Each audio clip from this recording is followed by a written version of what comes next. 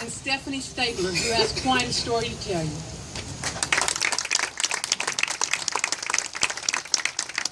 I'd like to start off with Doug. He's going to tell you a little bit about what's going to take place. Good evening. This is the short story. Go back in time to 1987, 88. Iran and Iraq were at war. That spilled over to the Persian Gulf, and they were attacking innocent ships. President Reagan didn't like that, so he established the reflagged Kuwaiti tankers. It's called Operation Earnest Will. I was on board the USS Samuel B. Roberts. It was a guided missile frigate, a little bit larger than the Kidd down in Baton Rouge. We deployed to the Gulf in January of '88.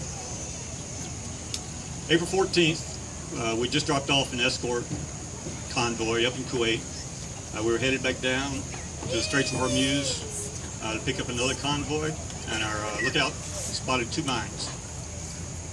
Well, the captain stopped, did what he was supposed to, backed out of the minefield, and that's whenever we hit one of the mines. The next day, the Navy EOD teams found 12 additional mines in that area. They were able to trace the serial numbers back to Iran from an engagement in the previous year. So 4 days later, President Reagan ordered a retaliatory strike against the Iranian assets in the Persian Gulf. It's called Operation Praying Mantis. It was the largest naval battle the U.S. has been in since World War II. At the end of the fighting that day, it was getting to the evening, and the USS Wainwright had a radar contact. And they sent a Marine Cobra helicopter out to investigate it. And the last thing that was heard from that helicopter was that they were being tracked by enemy radar. The 2 pilots were Captain Kenneth Hill and Captain Stephen Leslie. Captain Leslie's wife, Lisa, was 6 months pregnant at the time. And 79 days later, Stephanie Catherine Leslie was born, named after Stephen. And that's who's sitting here beside me today. So I'll turn it over to her.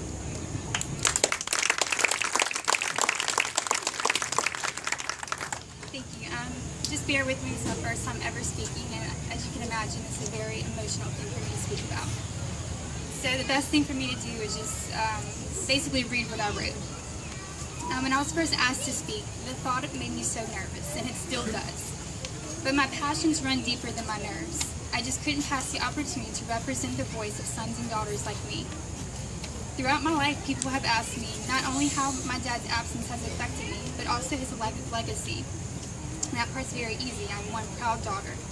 I am so proud when I read that he helped change the course of history, and that he selflessly volunteered himself that night. But that hasn't always been easy to accept until my aunt shared with me something he said before he left. He told her, "If I die, know I died fighting for my country, doing what I love, and flying." But to tell you how his absence impacted me, that would take all night. But what I can do is educate you on how you can impact the lives of children like me and their families. My dad is just one example of the countless number of selfless veterans who have made the ultimate sacrifice, and I am one of many who lost the privilege of a life with my precious father. I'm here to remind you that you can serve our country too, by stepping into our lives and our families' lives. You often won't know who is in need of your touch. We are all around you. We just often mourn quietly and humbly. But if you do know, please make sure to make a place for that child in your life. Whether it's getting your family together to cheer them on in their baseball game or proudly attend their graduation, I assure you, it's those moments that mean so much. Here's an example that touched me from the public that didn't even know my father. When I was in the 9th grade, my class selected me Sweetheart that year for our annual Sweetheart Dance. I was so excited. My mom took me shopping for my dress. I found the perfect dress. That night, once we were presented to the dance, we had to dance with our escorts. Then the dreaded announcement came, "Fathers, come take your daughters for a dance." My poor escort, he had no idea the pain of that announcement for me, so I was left there standing alone on the dance floor. I immediately felt tears building strongly. I just knew I was about to break. My heart was racing. I felt like everyone was staring at me. I just hung my head and began to slowly back off the floor. I was completely embarrassed. Then suddenly I was stopped, and someone stepped in and took me to dance. When I looked up, it was our principal at the time, Mr. Percy. He proudly twirled me around the room. I felt immediate relief and was completely touched. My tears became tears of joy. He had no idea what he had done for that little girl that night.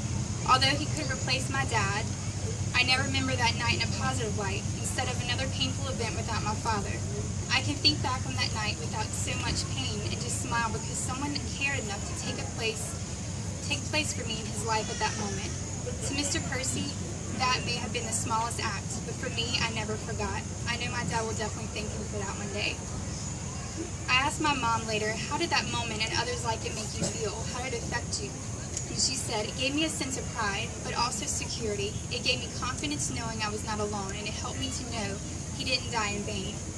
To see impacting us, the children, impacts our parents too. Don't be afraid to step in. We need you and our families need you. Whether for a child of a fallen soldier or deployed soldier, take your place, take action, and support and applaud their accomplishments. We need it more than you can imagine.